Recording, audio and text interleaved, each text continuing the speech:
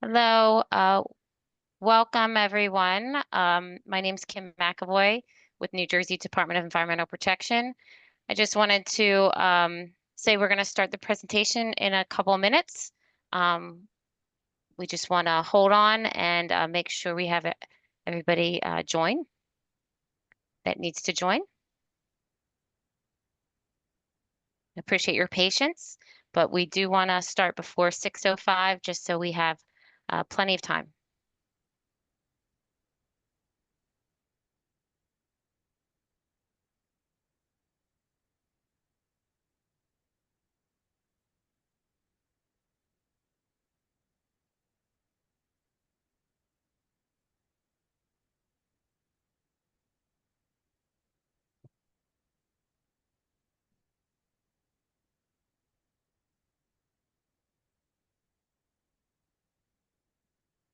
I believe we have Toby. You wanted to ask, you had your hands up? Yes, hi everyone. This is Toby Bear from 700 Grove.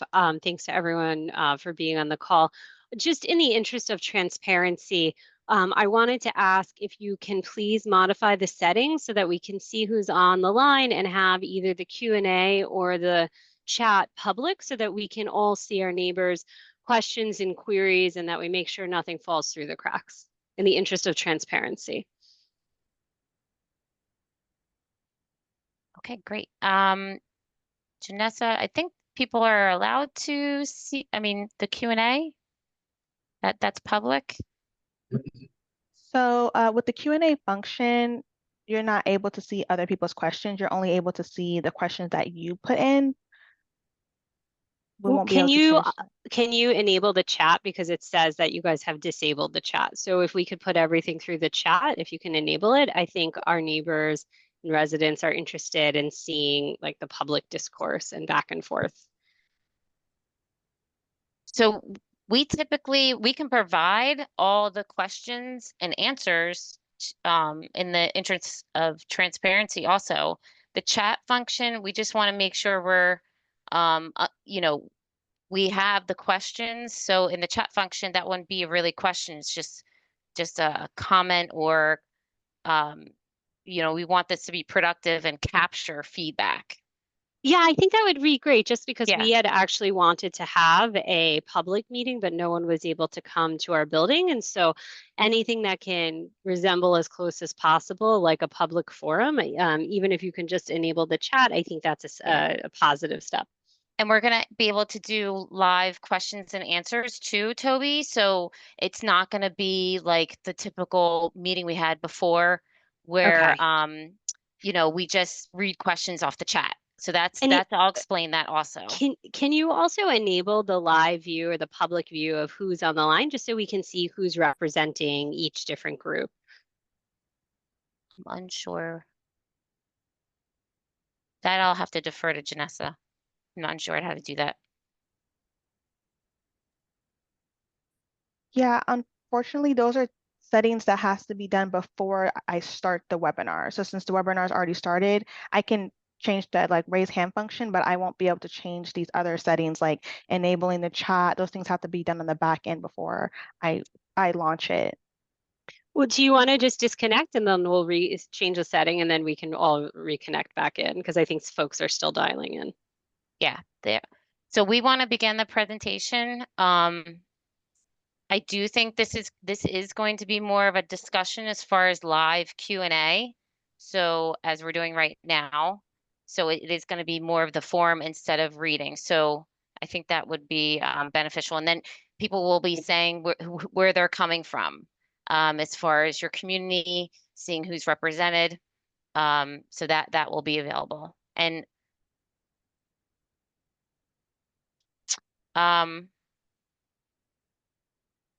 okay. So I would like to just welcome everybody. We're going to start. I'll explain some of the things that are a little bit different about this meeting and some of the past meetings we've had. My name is Kim McAvoy with New Jersey Department of Environmental Protection. I work for Division of Resilience Engineering and Construction and oversee the Rebuild by Design projects.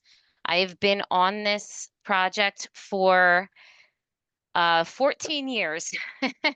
It's been a long journey. It's been a complex journey, but I'm excited to actually, and the team we have here today from DEP, environmental, our consultants, engineering firms to support this are on the line today to help answer questions. I I know many of you have, and some of you have been on the other presentation we had on Marin Boulevard. That was in July 7th. And that Marin, that presentation was specifically to identify to the community about the tentative road closure the week of August 25th is what we're looking at. We heard from that presentation that Jersey City, specifically the area that we're going to focus on today around Grove Street, around Marin, and specifically those your businesses and your residents wanted to have more focused conversation on traffic, on the construction. So we heard that. We are here today to talk about that. So we appreciate your feedback, and we're going to collect more of that today. Before I go into this presentation, I do want to say we've had a lot of coordination with the city with Jersey City. We do have Councilman Soleil on the line representing Jersey City. I don't know if he would like to specifically say anything. You can raise your hand. And we really appreciate him being part of this project and your support. So, Councilman, you are unmuted.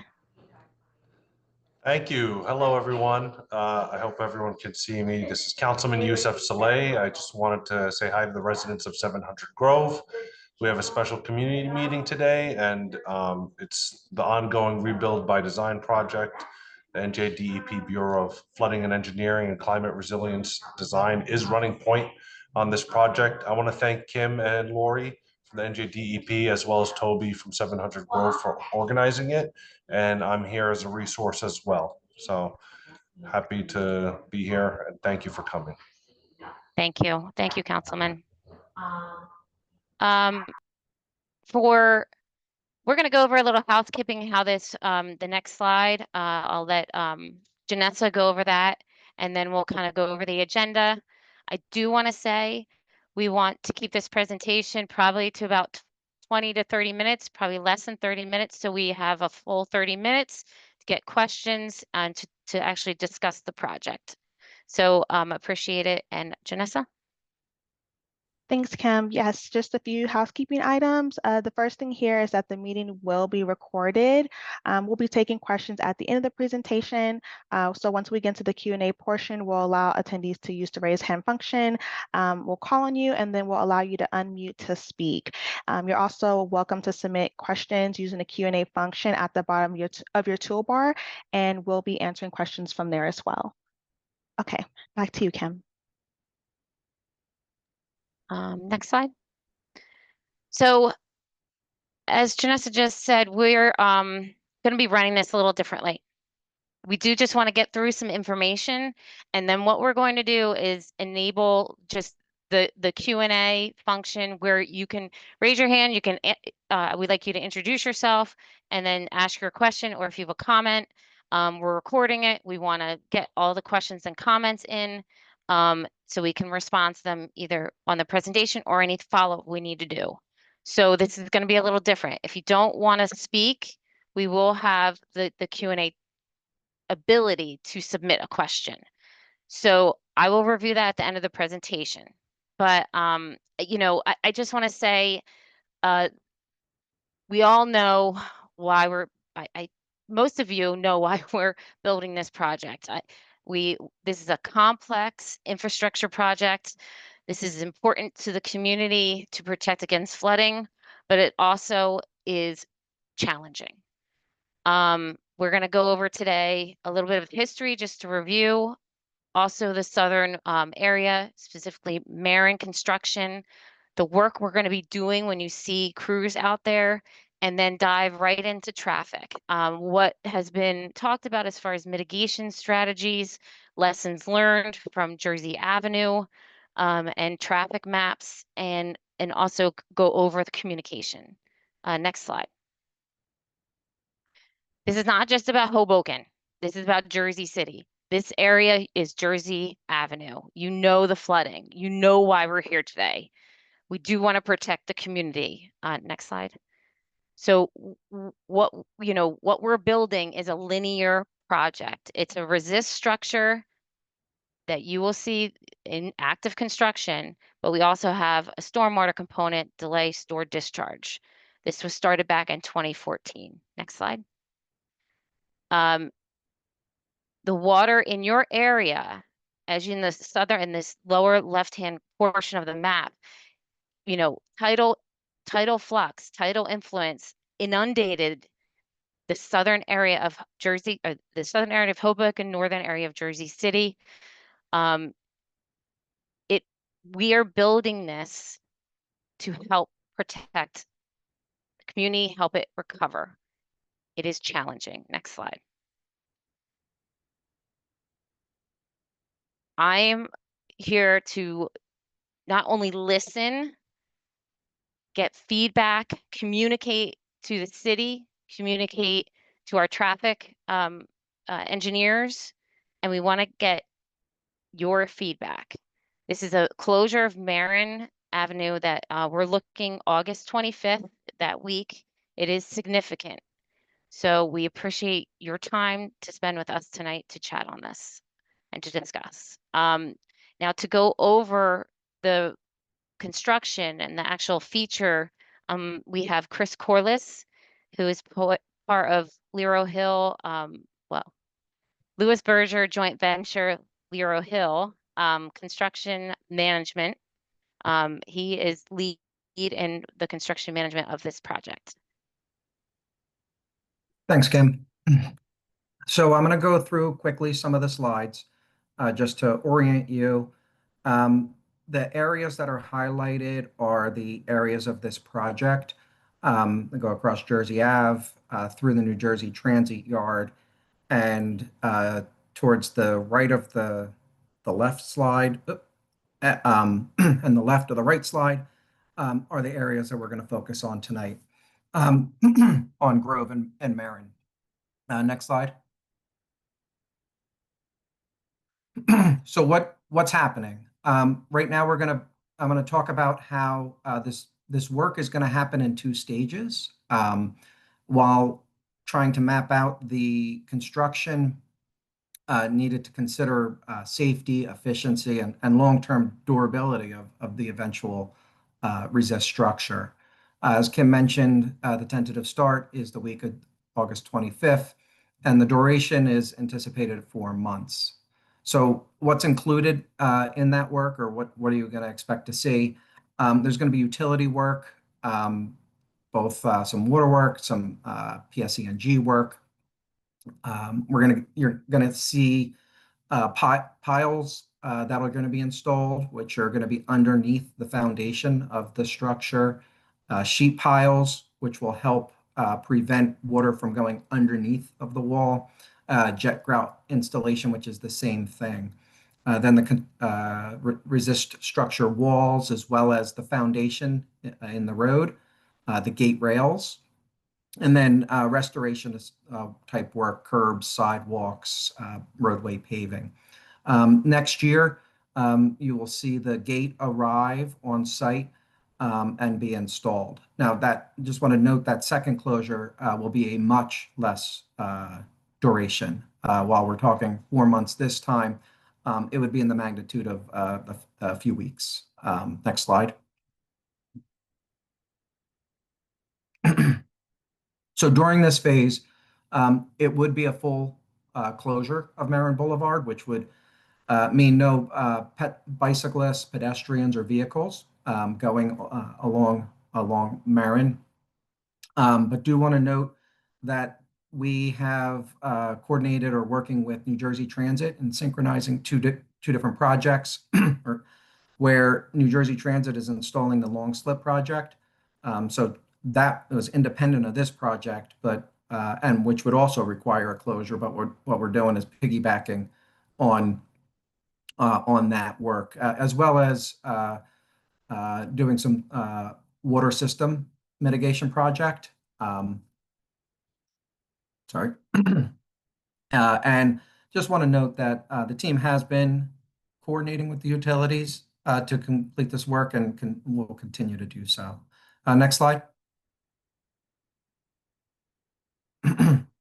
So looked at instead of a full closure, are there other options? So for example, could you keep one lane open? Now the design requires a monolithic concrete installation, which means that the concrete is poured across the road at once, as well as the gate rail system that goes across, which just to note has a very tight tolerance. Another notion of, hey, could you plate the road at the end of the day? The challenge is the width of that foundation is large, where it's a safety concern about plating at the end of the day. And then could you work at it certain periods of the calendar year, say on the summer? This would only just push out the project even further. Next slide. So, but what could be done? So looking at, are there ways to compress the schedule? Some of those items could be creating a multi-shift construction crew, night work, weekend work. Now, this wouldn't be for all facets of work. This could be performed on items such as excavation or utility work, doing some of the form work, rebar installation, some of the gate rail installation. Now, looking at that, there's a potential of saving some time up to 13 days. However, do want to note that this would need approval from Jersey City for those extended hours, and currently working with Jersey City stakeholders to see if there's a need for those extended hours. And then I do want to note, I mentioned before that there's 2 stages. We will be communicating next steps after this phase is complete. Next slide. So at this point, would like to introduce you to Dwayne Nelson. He's with Michael Baker. He's going to talk with you now about traffic. He has been working in coordination with Jersey City and with Hoboken. So Dwayne? Yes, thank you. Good evening, everybody. As I said, I've been working with the city of Hoboken on traffic in general, and then specifically on this RBD initiative. I was on board for the Jersey Avenue closure. And for this upcoming closure, this map is showing some of the measures we are going to employ to mitigate traffic. Just walk you really quick through some of the symbols. The red circles are intersections where traffic signal timing changes would be made to match the detour flow.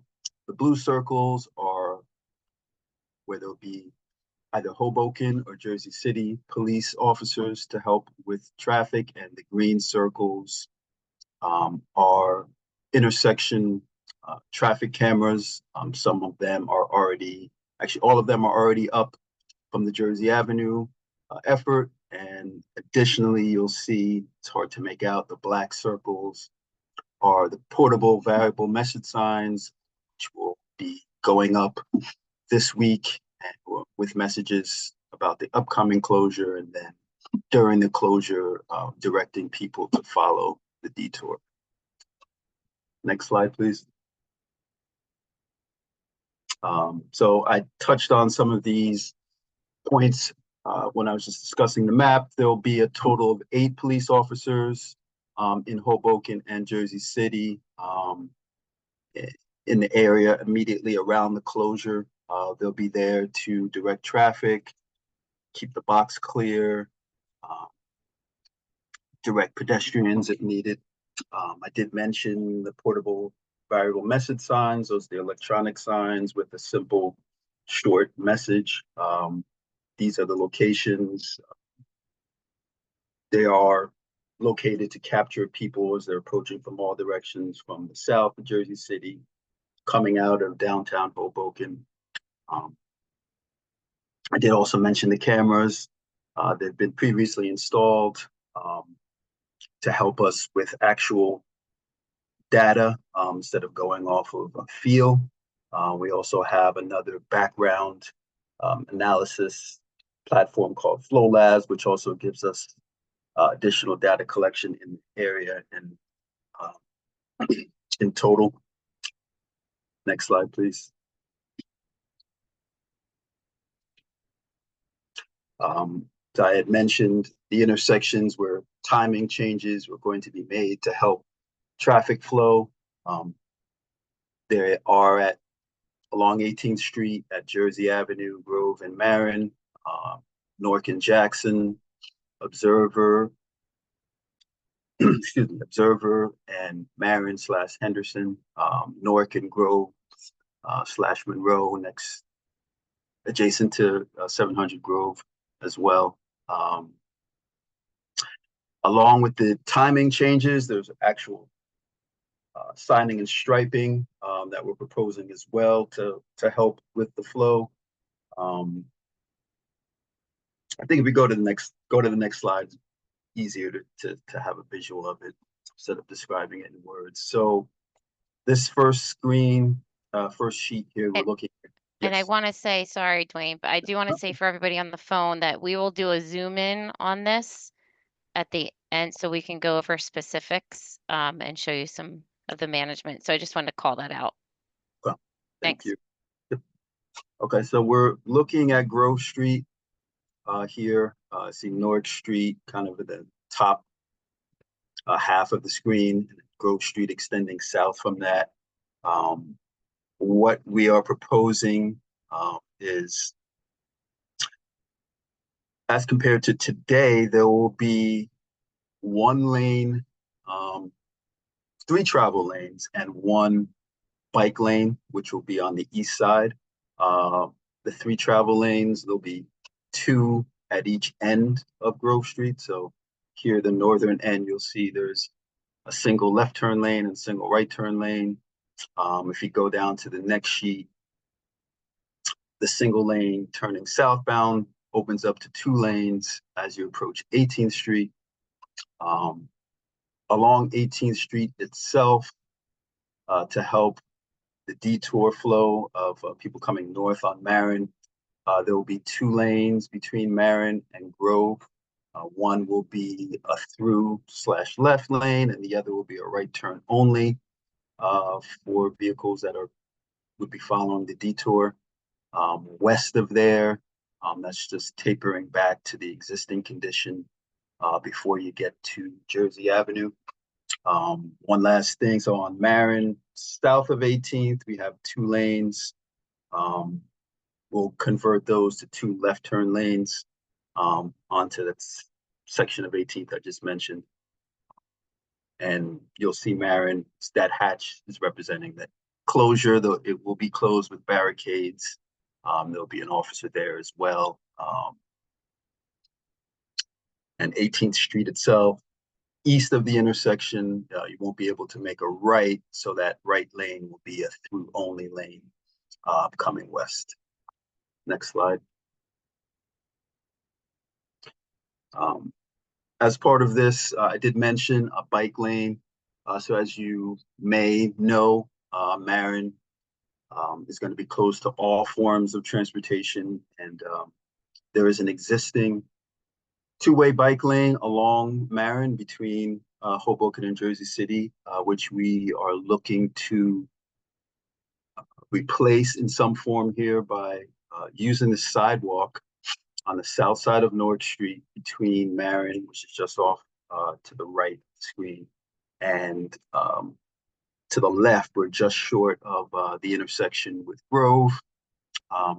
That sidewalk will be paved over and smoothed over and marked for bicyclists and pedestrians for both directions, which will tie into the bike lane that we saw on Grove Street. Sure, you can go to the next slide. This is just a little further east in Hoboken along Observer, showing the lane closure, preventing people from making a left into Marin. There will be local access only to the few businesses and New Jersey Transit lot that's north of the physical closure. Otherwise, traffic will be moving east and west continuously through this intersection. Next slide. I'm going to pass this back. I'm not sure if Kim, I don't know who is going to speak to the timeline. Yes. Hi, I will. Thank Okay. you. So, I know we want to zoom in on the map on Grove. I do want to say we have some previous questions and an updated and a map to kind of pop on the screen that will answer some of the previous questions we had gotten from Sure. Yeah, inquiries. I did not mention, as opposed to what we showed you at the last meeting, there are there's an area of parking that will be designated in front of 700 Grove, next to the bike lane, that was not there previously. It's not there today with the 4-lane section that was implemented for Jersey Ave. So there is some parking for loading and unloading now available along the building frontage. That was not part of the original plan. Right. So, just to recap very quickly, because I know we want to talk about more important things than flood walls. But we do know this is an important project. We have a lot of people on the line.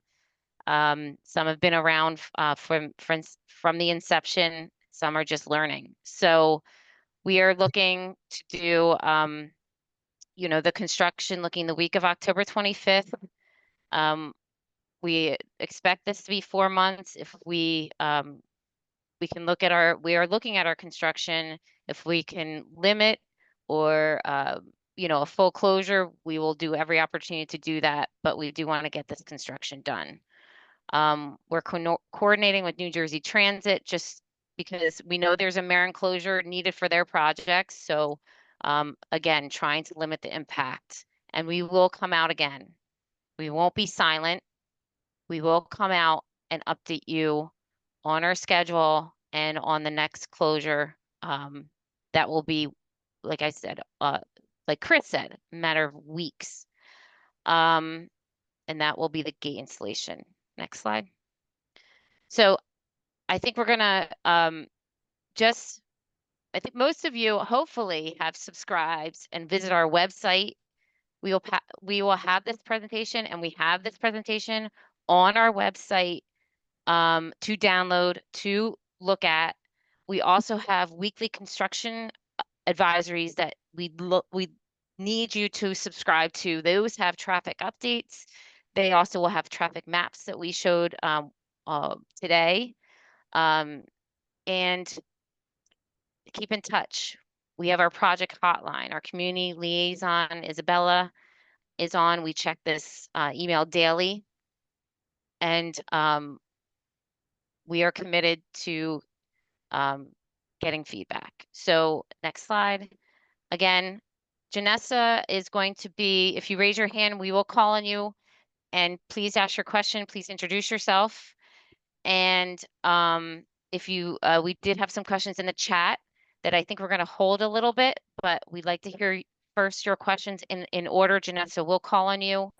I do want to just pop up before we take questions, because can I go over this map that I'm going to share my screen, Dwayne? And Sure. I think one of the questions we kept hearing, sorry, I'm going to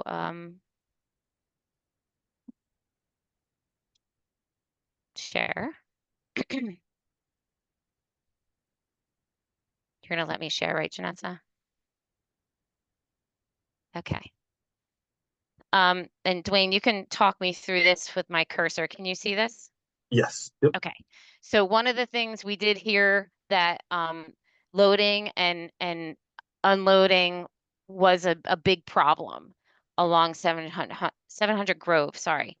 And we did forward that concern to Jersey City. They came back to us in coordination with Dwayne to identify this green, so this green area, so we can kind of talk about, this is the bike lane. Bike lane, there's the driveway there, to the garage that's hatched out in front of it. Immediately south of there, for about 120 feet or so, we'll have delineated a open space, for parking, or unloading and unloading specifically, for that length of Grove Street, before it tapers back south, and parking is not allowed south of there. So this also was identified, there was a concern for handicap spacing or parking.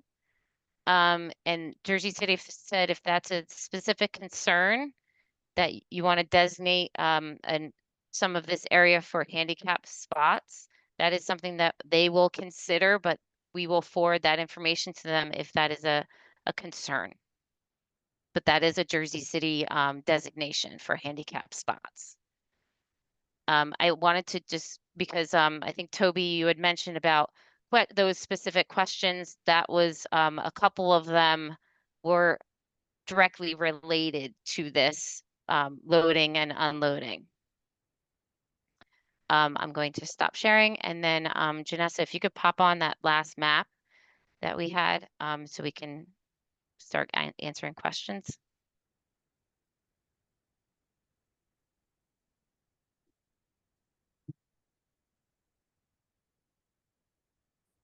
Yeah, if we can zoom in a little bit on that. Okay. Thank you. Second. Sorry, I'll have to do it this way.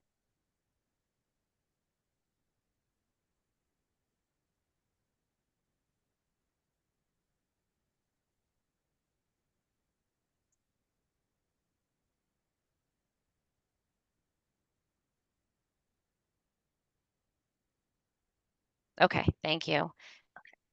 And if you could zoom Okay. over to the right where we have all the traffic and zoom in. Thank you. And Okay. all right.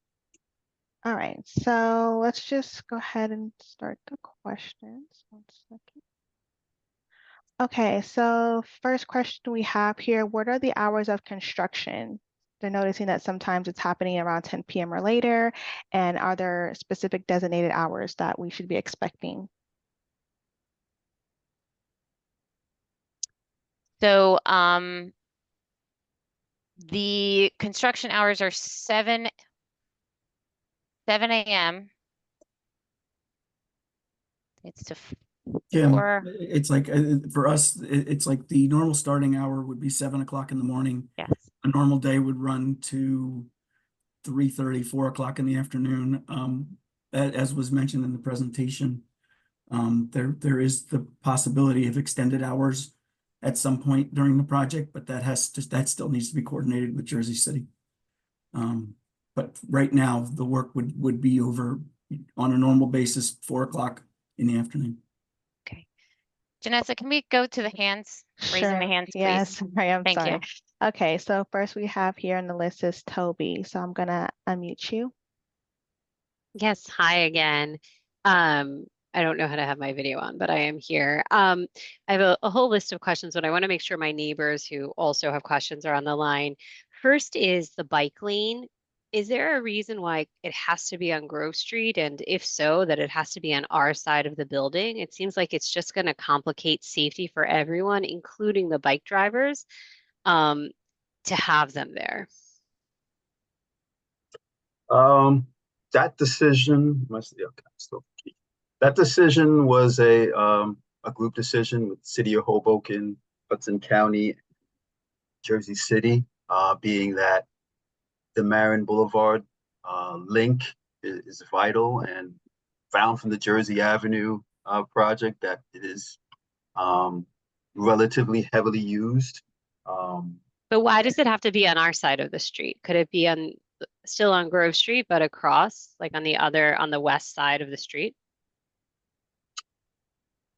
It doesn't seem like it would impact the I think construction or anything like that. And it would be sure. safer for everyone. The reason was, if going back down to 18th and Marin, that area, since you would be detouring, if you were coming north on Marin or coming west on 18th, and then coming up Grove and back around, instead of crossing those intersections.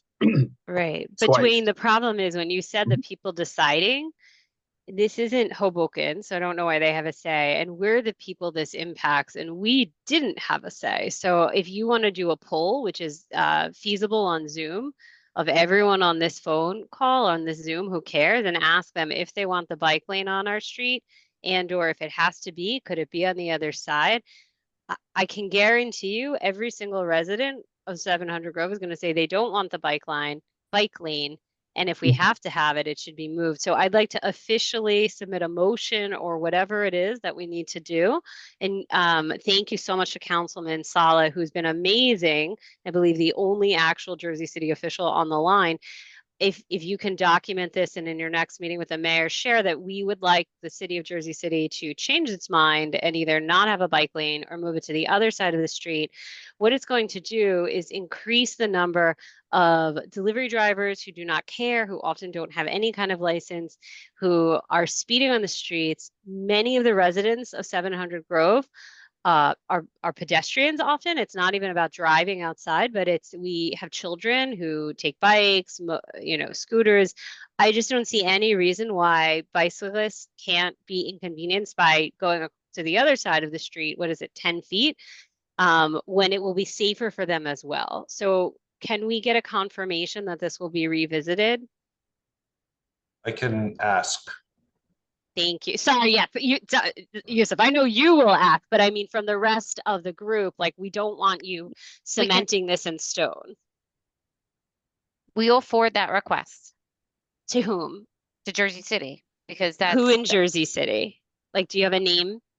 we forward all those requests and we coordinate with Barka Patel and Jennifer Wong, our two contacts that Okay. we forward information to. They're in If the you can office. provide their names, their contact email after, I'm sure my neighbors and I will be happy to reach out to them and give our feedback as well. But I want to pass the mic to someone else because while I have a whole list of questions, I bet they're very similar to my neighbors and I don't want to own this call. So I know that I have other neighbors and friends on the line who have questions.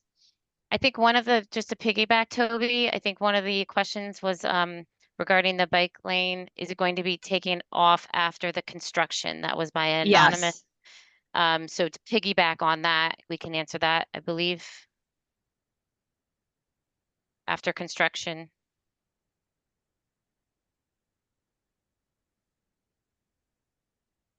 Dwayne. That for me. Yes, it would be. It would go away and Grove Street would go back to its pre-existing condition. Okay, thank you. That was just seemed to be a theme, that Sure. question. Thank you. I believe, Janessa, you have. Yes. Okay, so the next person here is Natalia. Sorry if I'm pronouncing it wrong.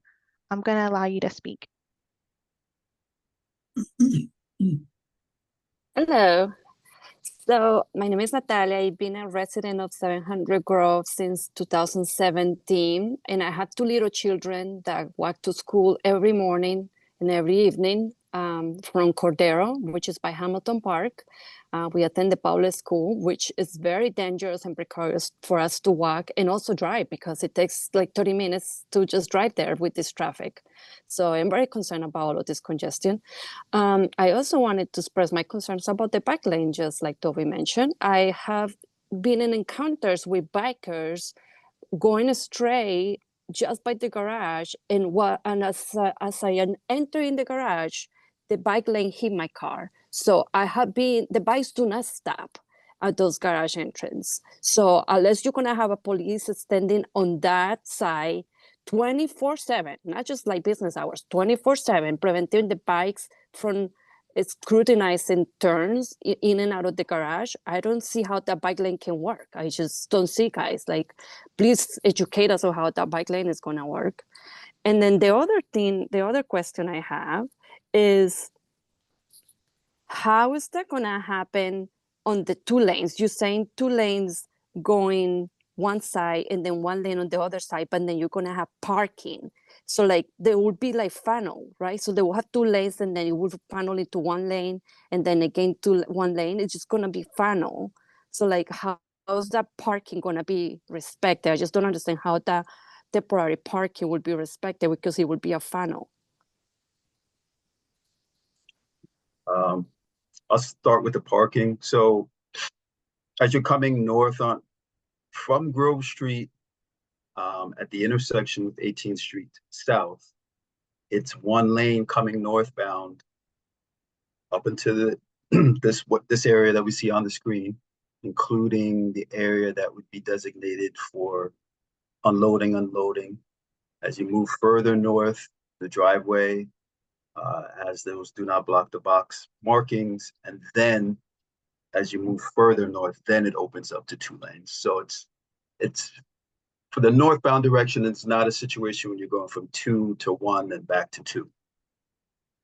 So it's always 1 until it's time to turn an observer, and then it splits into 2. Yeah, correct, right. It doesn't open up until you get all the way to the intersection. Yeah, but then you're going to have a police there to prevent from blocking the driveway then, right? Because then they would be just blocking our driveway. We cannot go in and out. Correct. So there is an officer as part of the traffic control. An officer will be stationed at the driveway, Jersey City officer, and then 2 officers at the intersection itself, Grove and Monroe on the Hoboken side. But there will be 1 specific officer dedicated for the garage driveway. And the Right. garage is right here. Dwayne, you see my screen? Yes. Right. Yes, where that diagonal. Yeah, but going back to the bicycle lane, guys, is not really gonna work. Like the delivery people that drive these bicycles, they don't follow rules. Have you guys ever seen them on Jersey City streets and Hoboken streets? They don't follow rules. They just go straight. I don't even know if those bikes have brakes. I am not even joking, guys. So like, please take it back to your superiors, higher powers, and definitely take that bike lane out of there. Okay, thank you. Next Okay. question. Yes, next question here is from Joshua Grossman. Gonna allow you to talk.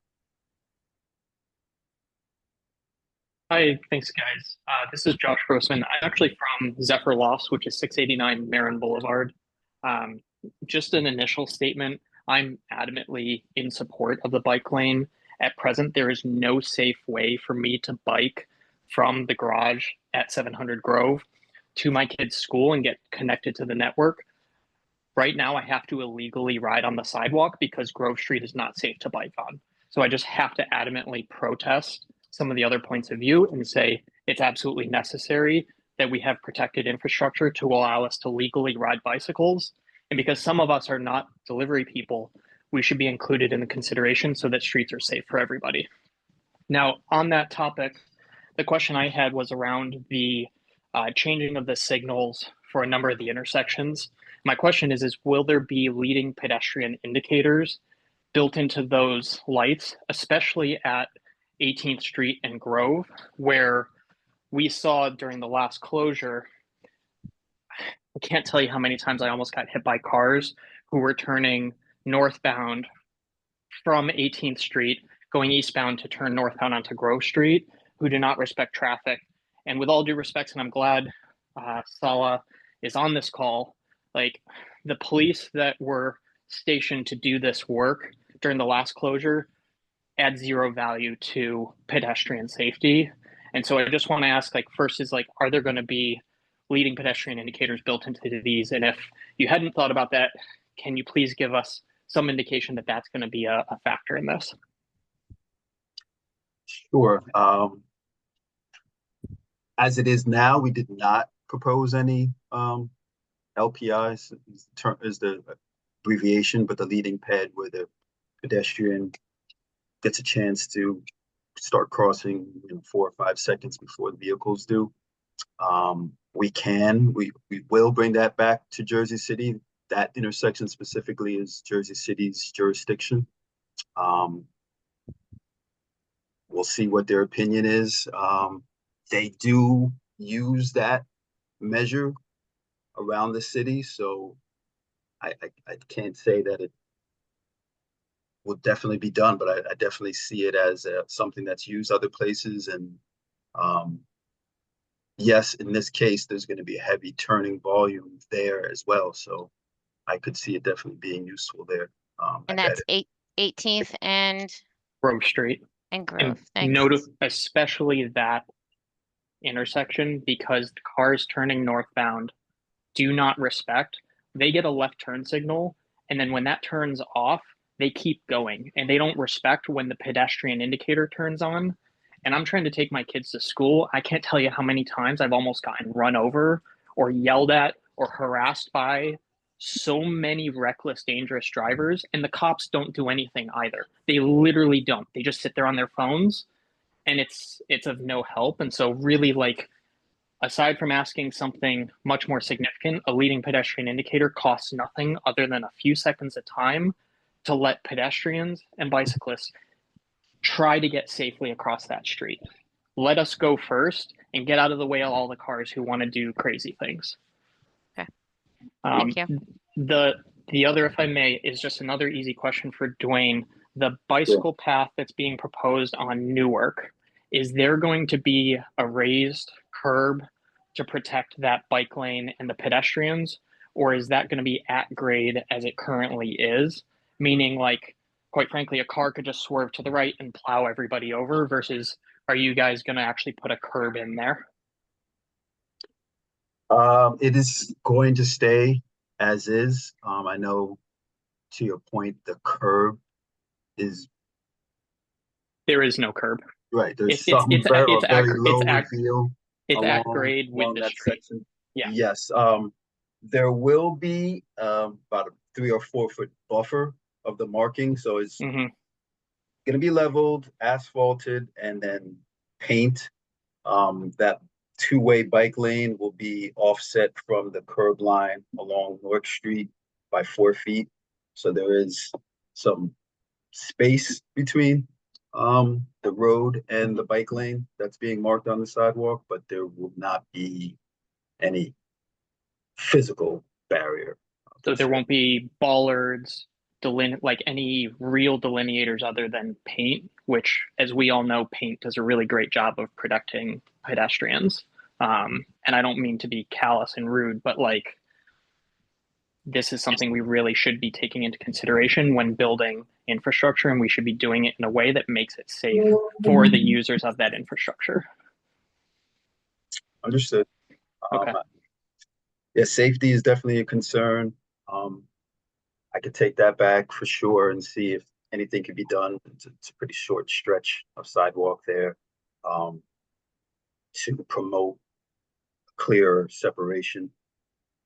Yep. No, I appreciate that. Anything you guys can do to make it safer for all of us in this neighborhood to be able to walk around safely with our kids, it's really important. I don't want to speak on anyone's behalf. I'm not going to do that, but I'd really like to be able to, walk down the sidewalk with my kids and not be afraid that a car could just ram through us, because that's what we're currently living with, and that's what we lived with the Jersey Ave closure. And this really needs to be taken in a much more professional and mindful manner around pedestrian safety this time around. It's the cars that we really need to be concerned about. And, things like LPIs, we really need things like that. We need other forms of protected, hardened infrastructure, please. Yeah. Thank you, Josh. We want to make sure we have more questions. Yes. Okay. The next person here is Justin. I'm going to allow you to speak.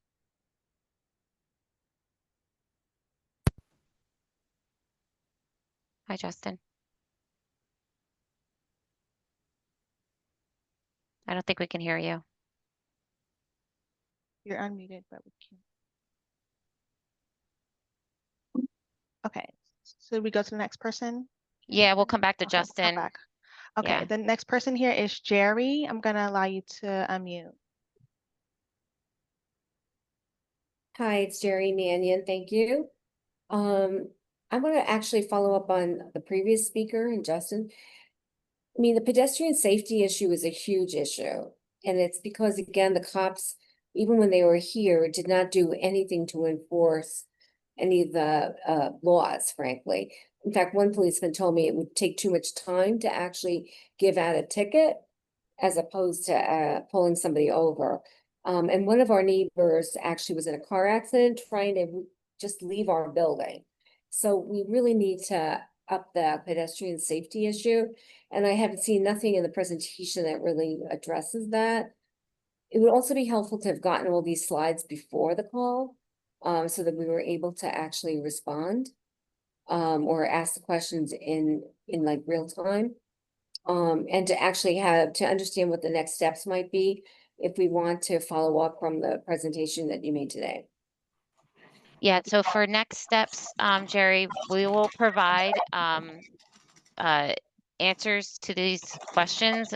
We'll do an FAQ and we'll also provide direct answers.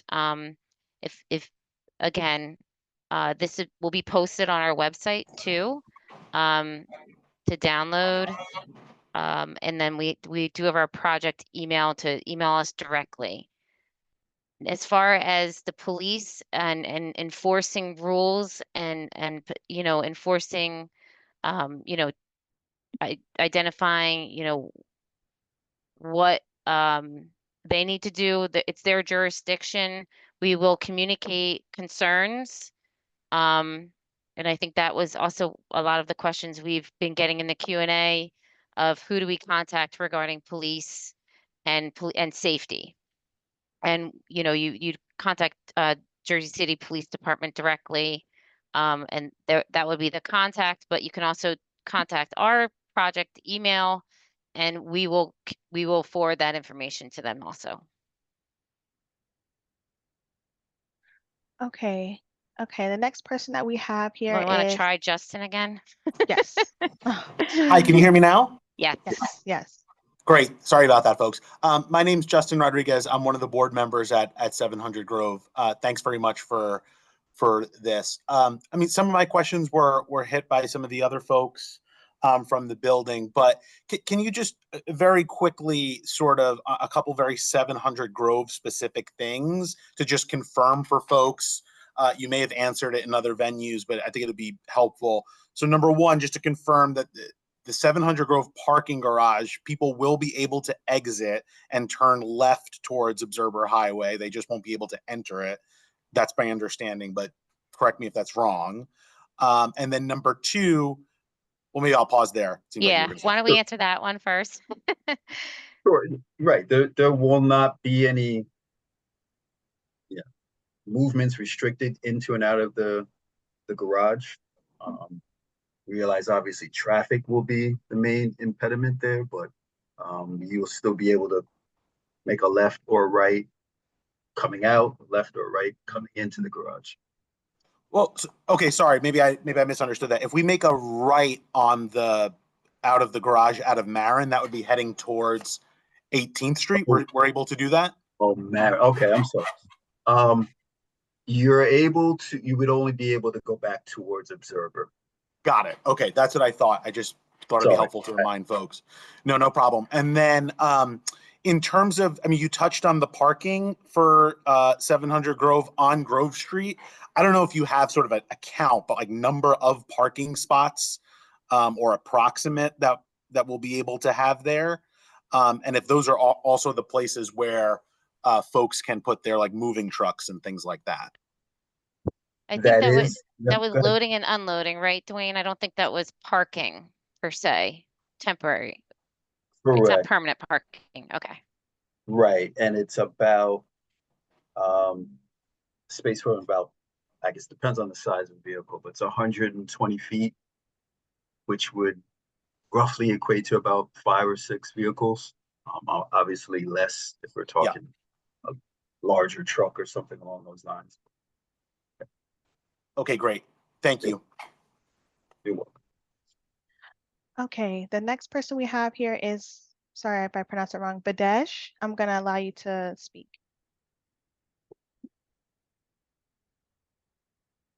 Hi, can you guys hear me? Yes. Yeah. Okay, so just regarding this closure that we had on Jersey Avenue last time, one of the biggest issue was like because of the traffic jam, people just kind of speed on the Grove Street Road because everybody's trying to beat the signal.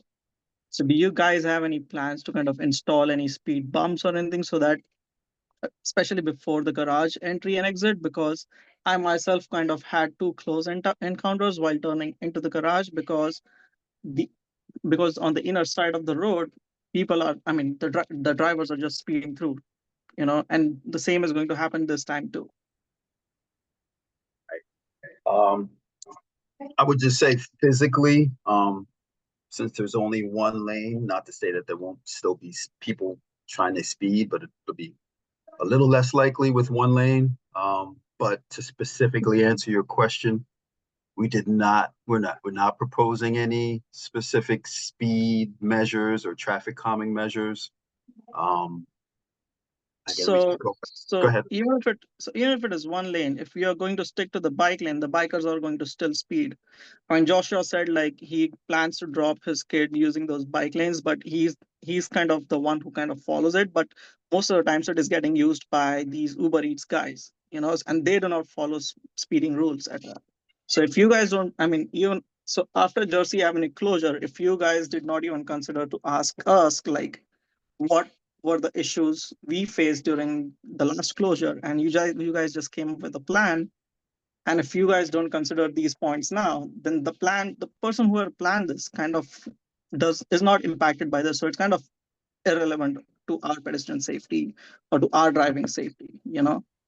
So if speeding is not getting considered out here right now, it's kind of going to be a major issue. I mean, so is it like you guys will need to like wait for an accident to happen so that you guys put speed bumps? No, absolutely not. Again, we will bring this concern back to Jersey City. If something could be done, maybe a speed feedback sign or something along those lines could be. Those sign don't work because along the whole Grove Street on the side of the building of 700 Grove, there are signs posted like please slow down, please slow down. Nobody slows down. So signage does not really work. Even the stripe signs that you have right now, people still block our driveway to the garage. And like everybody is calling out, like the police officers that you post, they just stay on their phone and barely do anything. So unless physical barriers are actually placed on the road, nobody's going to slow down. And trust me, even if it is one lane, everybody's going to try to beat the signal because traffic is going to be bad and everybody's going to speed. And especially like if you have just like one lane on the left-hand side, opposite side of the Grove Street, turning in if I'm coming here from Newak Street and trying to turn left into the garage, I'm going to be blocking up the whole back street. So I'm not sure if you guys have considered that also. So this is just going to make the traffic worse. Thank you. We'll take that back. Okay, so the next person here, I know it's 7. We have one here. We're gonna go on. We're gonna continue on to get to the people that raised their hands, and we're gonna compile our answers. Okay. Okay, so next person we have here is Jen. I'm gonna allow you to speak.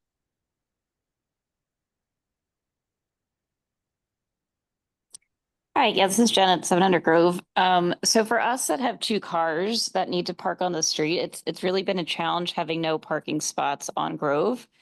So that's great. There'll be some temporary spots for dropping off, but where are we supposed to park? Because right now my partner is parking on 18th by the Target, and if Marin's going to be closed and 18th is going to be hard to get to, that's an issue. The summer hasn't been so bad, but the fact that this is going to be over winter and with inclement weather, it's a little far. So A, how's the parking going to look for people that do have 2 cars? And B, after this project's done, will the parking spots be returned onto Grove Street? Yes, sure. again, this is a tough situation here where we're trying to satisfy traffic in all forms, the detour itself. To directly answer your question, there will not be any, I guess, parking that you would be able to, sit in overnight or long term. That area that we were highlighting before is just for unloading and loading. So it'd be a short turnover parking. The second part of your question, yes, the intent is after this is over to return Grove Street to how it was even before the 4 lanes got put in. So how it was before Jersey Avenue was closed in the spring, where there's 1 lane in each direction and parking, on-street parking in some form from your building south to the tracks on both sides.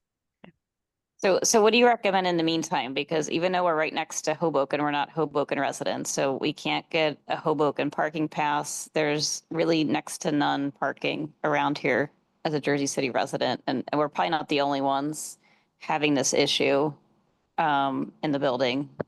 So I would recommend to contact Jersey City and see if there could be a temporary parking area in another location that they could designate.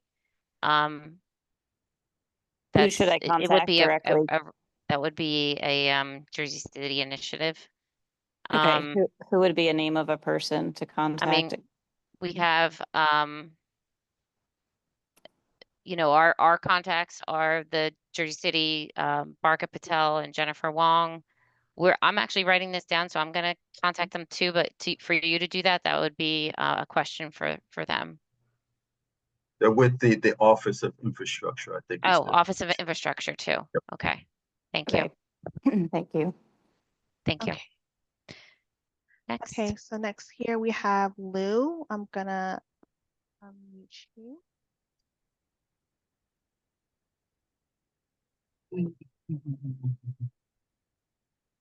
Lou. Can you hear me? Yes. Okay. I just want to briefly add a couple of comments about the bike lane. Can you turn your thing down? First of all, I'm sure other people beside me. Can you turn your thing down, Eileen? I'm sure a couple of people, many other people actually beside me have seen motorcycles running in the bike lanes. I've spoken to both Hoboken and Jersey City police, and they all complain that there's no enforcement of the bike lanes, and the bike riders don't pay attention to pedestrians, the traffic lights, or anything else.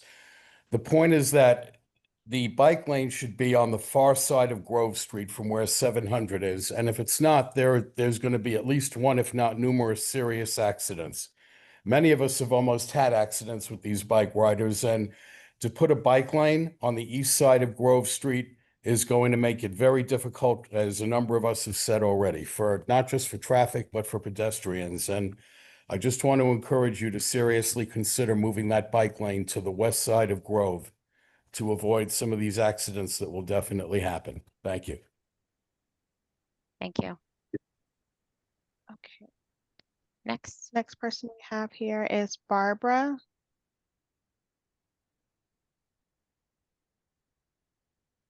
Can you hear me?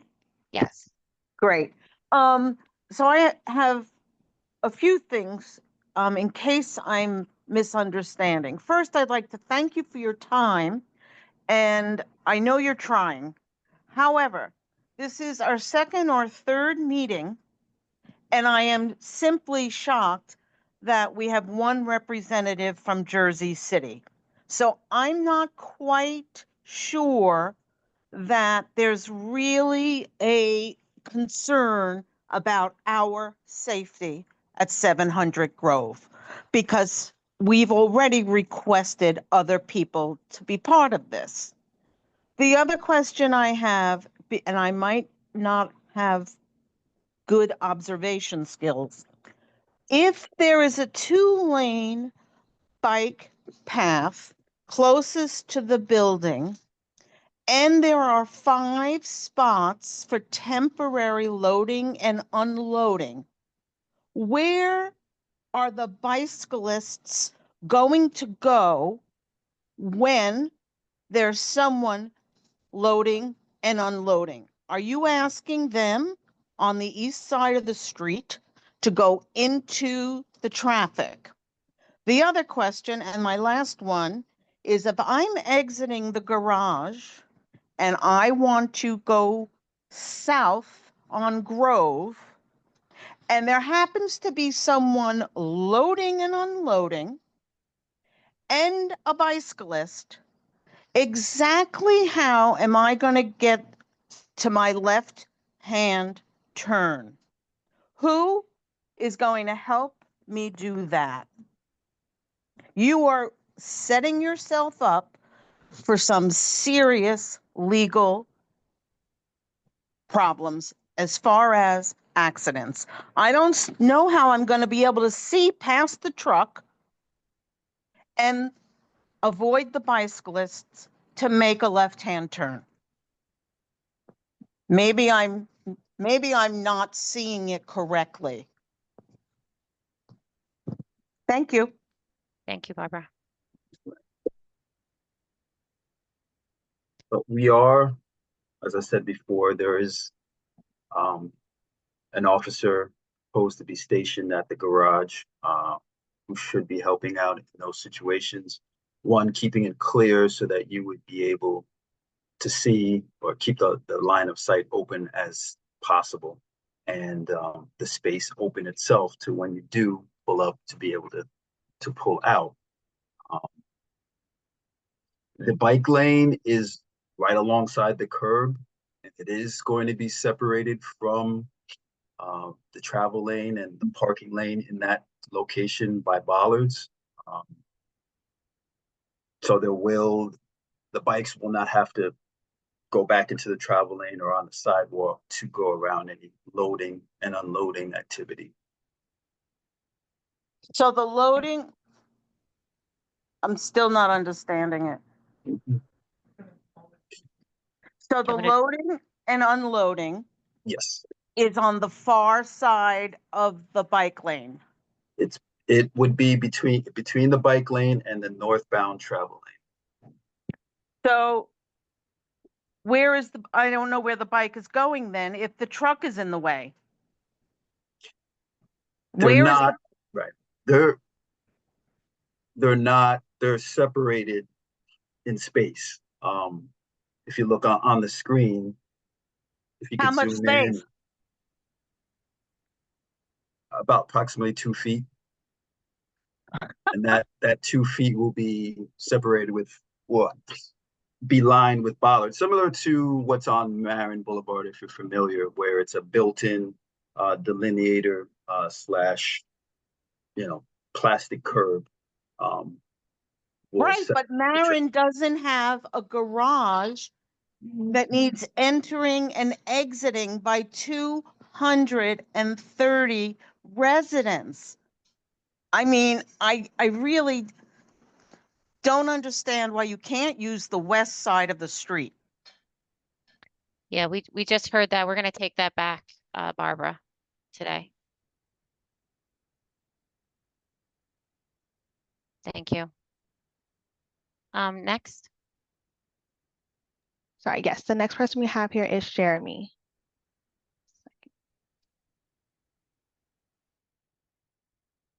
Hey, let me know if you could hear me.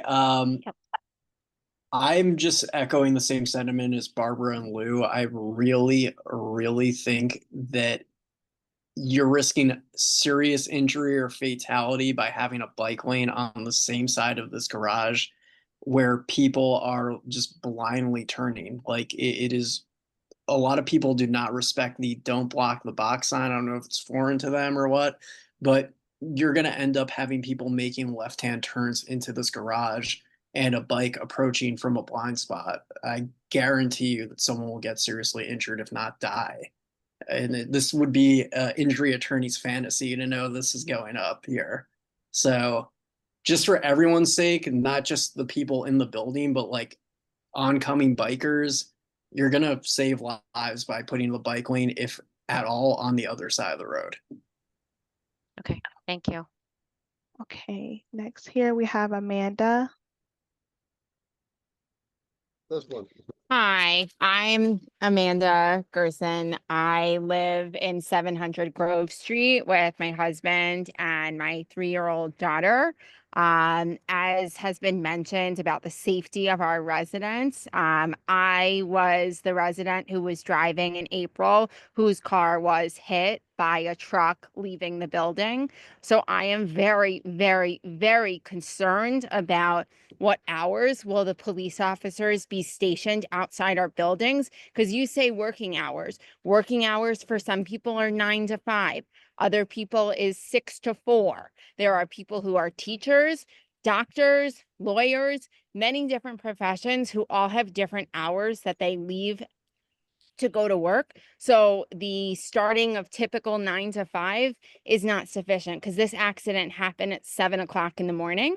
So I am really wondering who they're going to be putting the pressure on to make sure that there is somebody stationed there to ensure the safety of our residents. And, you know, it can't just be, oh, well, they're going to come at this time, or maybe like this really needs to be monitored. People do not respect the block the box. There needs to be camera enforcements where people will get tickets. Like we, you know, have lived through one closure and it was an absolute nightmare getting in and out of our building.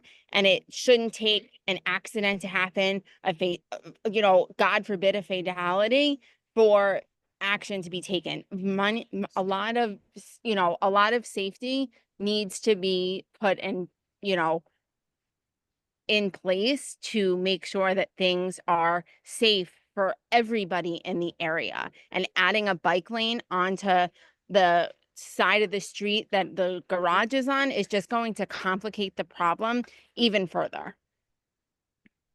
Thank you, Amanda. Sorry to hear the other accident. Okay, the next person we have here is Sydney. Hi, this is much more of a general kind of comment suggestion than a question, just regarding the food delivery e-bikers and the fact that they don't really obey traffic laws.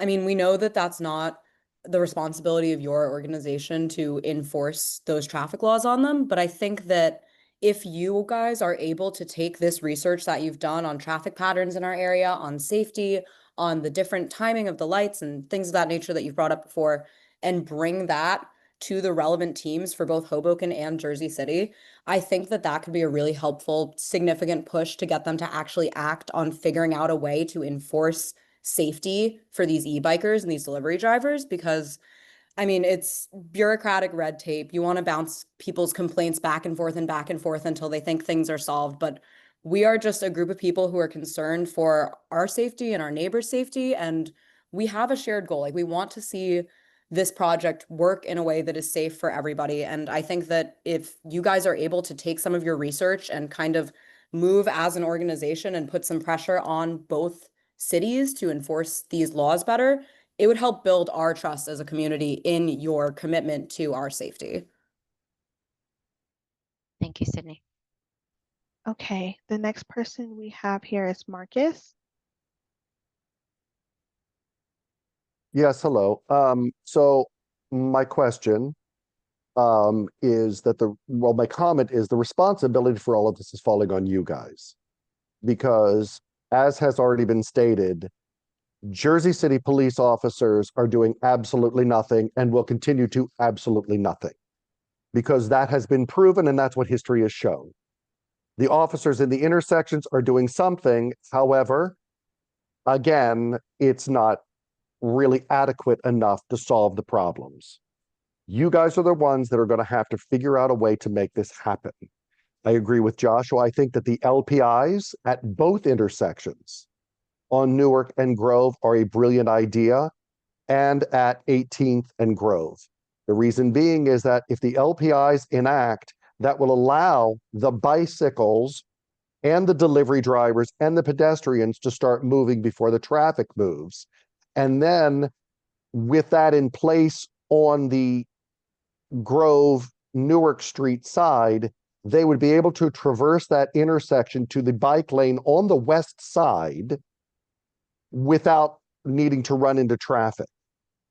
The challenge that I think the designers of this plan neglected to take into consideration is that moving vans unload from the back in and also the side of the vehicles. So when they are open on the right side, they are unloading directly into the bike lane as it is currently configured, as opposed to unloading onto the sidewalk. So that, I think, would, having the bike lane on the other side or even in between the loading zone. So the loading zone would be directly on the east side, directly in front of the building, and the bike lane then between the loading zone and the northbound traffic. I think that would be a great solution for you guys to do. In addition, as has been stated, the police officer that is stationed at our Grove Street entrance exit does absolutely nothing, has done absolutely nothing. History has shown that's going to continue. There are pedestrian walk signs that flash when they are activated on Observer, or on Newark rather, when by Domino's Pizza. You push the button and it flashes pedestrians walking across the street, and it causes traffic to stop or at least be aware that someone is traversing the street.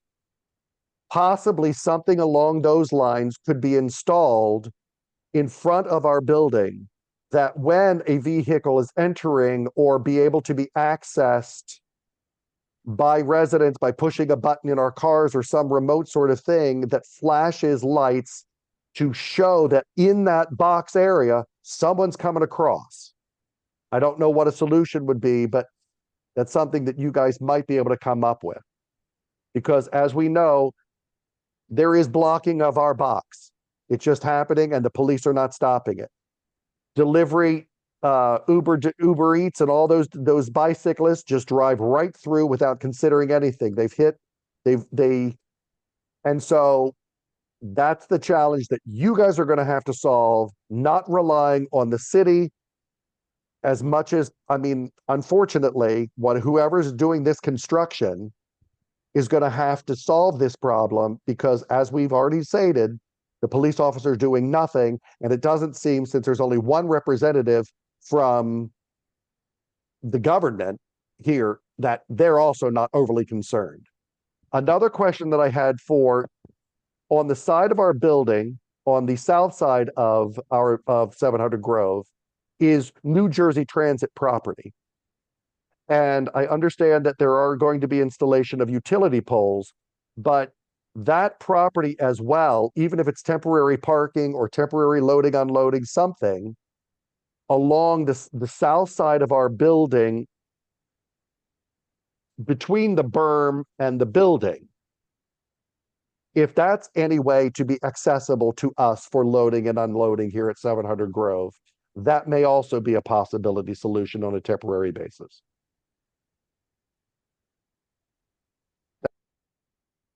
Thank you. Thank you. We Okay. do want to mention that we do have Councilman Solomon's office on the line also. I just wanted to make sure everybody was aware it wasn't as another Jersey City representative. Thank you for joining us. I also had a question. On one of the slides, it said that the start date was August 25th, that there was a tentative closure, and then later on you said it was October 25th. Is it both dates that they're going to be closed, like a tentative closure on August 25th, and then later on October 25th? Maybe that was a misspeak.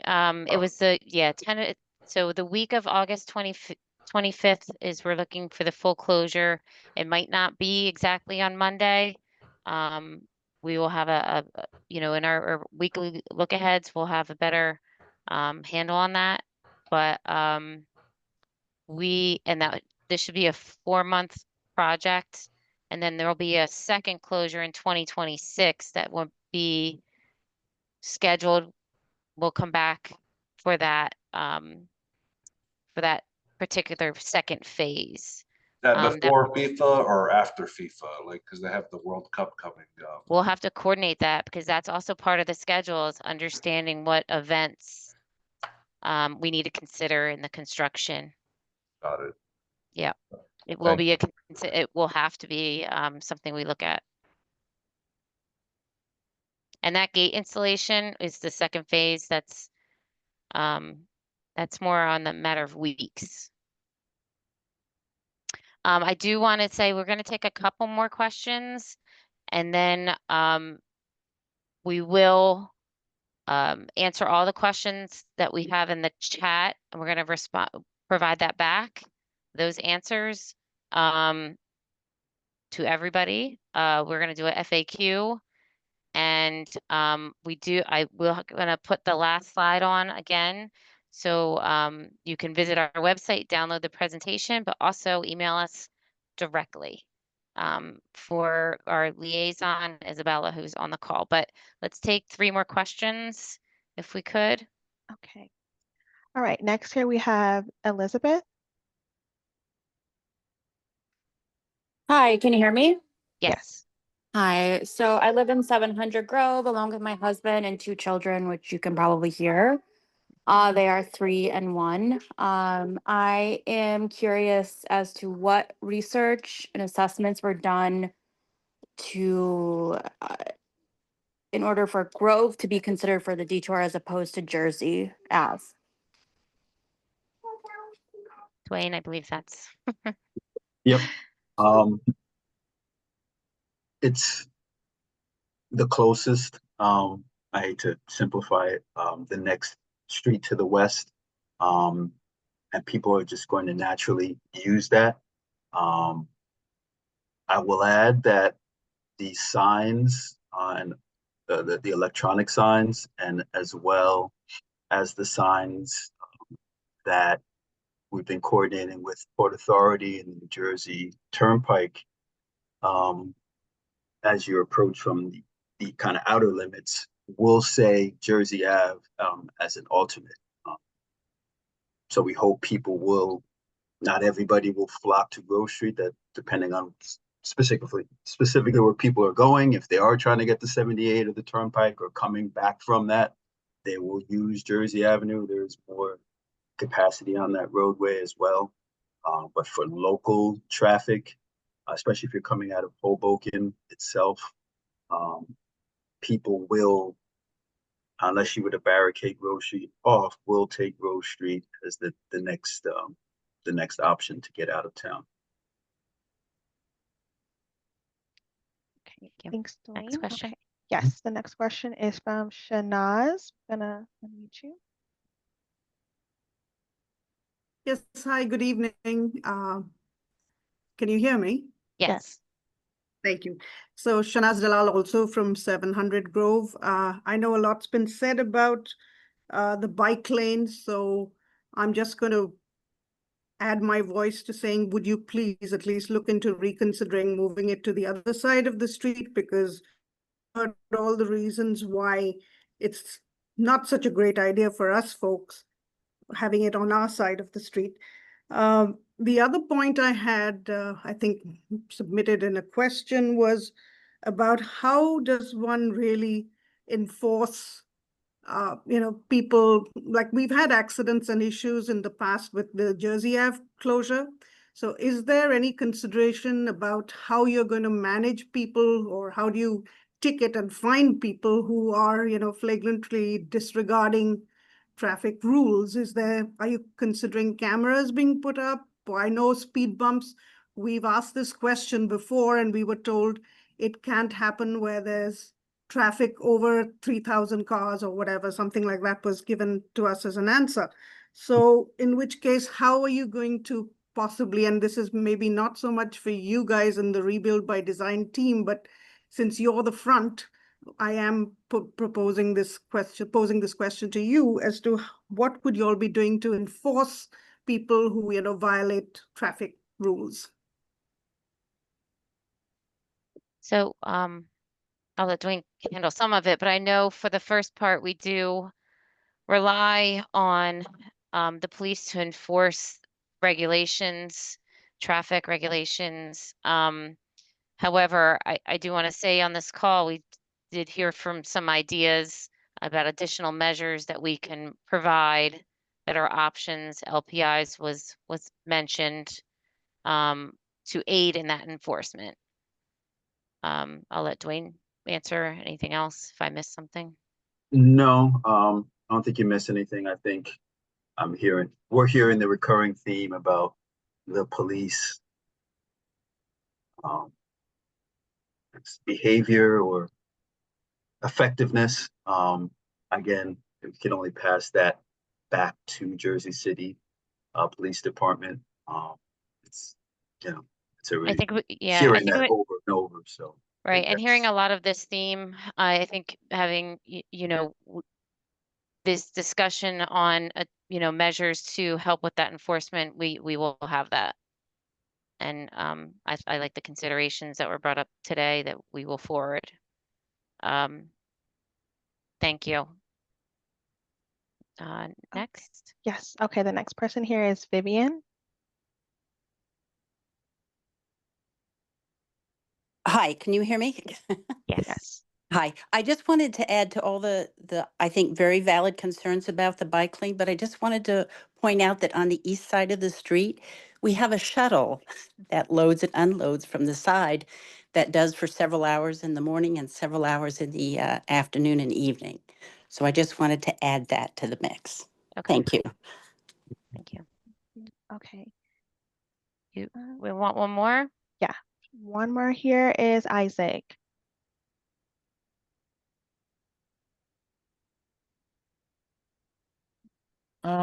Hey, this is Isaac. Real quick.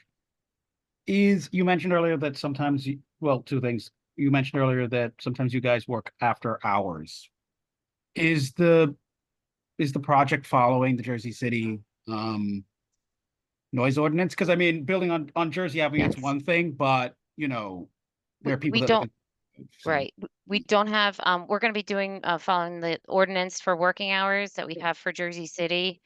If there was a need to work, or a request for us to work, longer hours, we would have to apply for that ordinance, or waiver for those working hours. All right. So as of now, you're following the standard working hours everyone is following. Okay. Correct. And the second thing is, I know people just something that's a possible option to review since people are making this point. I know that, and I think other people have said this before in other contexts, that the sidewalk on the west side is not used very often. And just as one of the possible options, I mean, I would defer to some of the residents and what they think, but if in some places we've moved the bike lanes partially onto sidewalks, and if the western sidewalk is pretty quiet, other than the garage there, perhaps just something to look at as a possibility of putting it on the sidewalk. I don't know what the residents would think about that, but that's an option for the residents to think of and also for you to consider. Just getting it off the street and putting it grade separating it and just getting it out of the way. Okay. Thank you. Isabella, do you want to say I appreciate everybody's time. Oh, hi, can you hear me? Go ahead. Oh, This yeah. is Toby. I just wanted to say, as kind of the coordinator of my neighbors to get this call, I do want to say thank you to everyone on the call. I think you're hearing us loud and clear. We were not involved in the process. Our representatives were maybe not invited to the prior call with Hoboken, which is disappointing. We definitely have some follow-up items that I've made a list of, and I will copy my neighbors on the list to you all. But I just want to recap some of them, which are that the bike lane, if it's going to be on Grove Street, should be moved to the west lane, and that it would be great if you all, the organizers from the city and from the DEP and everyone else on the committee could include Barca and Jennifer, as it seems like it's a very easy solution that would accommodate everyone. I'm not sure why they weren't involved before, but it would be great if you could. Just to be transparent, we did invite you to join us in person. I know that's not always possible, but it would be great if in the next few days, at least some of you could come And I'm sure not just myself, but my neighbors on the call, we'd be happy to give you a walkthrough so that you can actually walk through our driveway egress and see the lane, see what happens with the delivery drivers. I think it's really hard for you to make a decision if you haven't like walked the walk that we walk every day, often with our young children. So I'd love it if you could commit to doing a walkthrough of the space. We also need the name of the police contact you've been dealing with, because as every person who's mentioned the police has said, the officers often, unfortunately, are on their phones or FaceTiming, they're across the street, or they're refusing to enforce the box. So we need to have a name and a contact number that we can call anytime we're not getting the support. And we also need confirmation that the police officer will be there 24 hours a day. And we also need a name and contact number of whoever's in charge of the official hours of construction, whatever that they will be, so that if construction is happening outside of hours, that we're not waiting 3 days to get an email back. We need someone round the clock that we can contact to inform if that work is happening out of the hours. So I just want to make sure you guys document this for the minutes that you're going to send. And then we'd like to get a call to follow up and have Barca and have Jennifer and have you all on the line, and hopefully with more Jersey City officials, to revisit this after you've come to our building and done a walkthrough. So I just want to make sure that these are some compilation of comments that I've received from my neighbors asking me to speak up on their behalf, as well as from myself. So I hope that you can capture this and include it, because we don't feel like our voice has been heard until now, and we think it would be a terrible decision to begin without incorporating our feedback and really prioritizing everyone's safety. As Barb, I think, mentioned, there's going to be there will be accidents with a plan as it is, and I know that I want to be able to sleep at night knowing that I did everything I can to keep not only my family safe, but my community and my neighbors. I hope you all who work for the city, who work for the DEP, who work for this rebuild by design, I want you to be able to sleep at night too. And I don't think any of us should be able to with this current plan. Oh, and just a thank you to Yusuf, who is on the line, Yusuf Saleh, our councilman, who's been extremely responsive. No, I just want you guys to know, with the last closure, anytime there was someone who had a picture of a police officer not doing what they're supposed to do, I texted Yusuf and he was on it. So he's really been committed, not just today, but throughout. So I just want to thank him very, very much. And if Nadia from our building is on the line, I want to thank her for communicating to all of the residents, not just owners. It shouldn't matter if you rent or you own, and she's been great to spread this information. Kim, thank you so much, Toby, for that. And thank you to the DEP and all the participants from the DEP. You guys have been fantastic. Kim, I just wanted to maybe sidebar with you later this week about a lot of the enforcement issues. If we could have state troopers there, or a mix of Jersey City Police and state troopers, just because I don't know, maybe you have more sway because you're a state agency when it comes to this. And I don't know if there's like a disconnect with the Jersey City Police Department and you guys being a state agency, but definitely want to talk offline about that. Yes, we can talk offline. Yeah, definitely. There's certain regulations we can talk about that we have to adhere to also. And I really appreciate everybody's time. Toby, thank you. We did capture that. We're going to also follow up with the information, just the numerous things that you've listed. Really appreciate it. I know we do have another Councilman Solomon's office on the line also to listen to this. So thank you all, and we'll be talking soon, and we'll respond to your concerns. Consider. Thank you. Thank you. Thank you.